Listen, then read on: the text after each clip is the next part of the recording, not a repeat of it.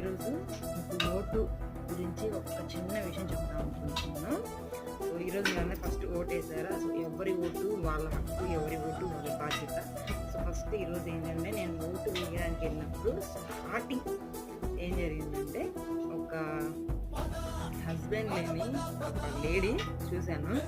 అవన్నీ ఓటు వేయడానికి వెళ్దామని చెప్పారండి. సో ఆవిడ ఫస్ట్ నేను వెయ్యను, ఇంకెవరినైనా పంపించండి అని చెప్పిన విషయం నాకు ఇప్పటికీ గుర్తుంది ఇక్కడ. సో ఓటు దగ్గర కూడా ఇలాంటి విషయం పట్టించుకుంటారా అన్న ఒక చిన్న నాకైతే ఇక్కడే ఉండిపోయింది.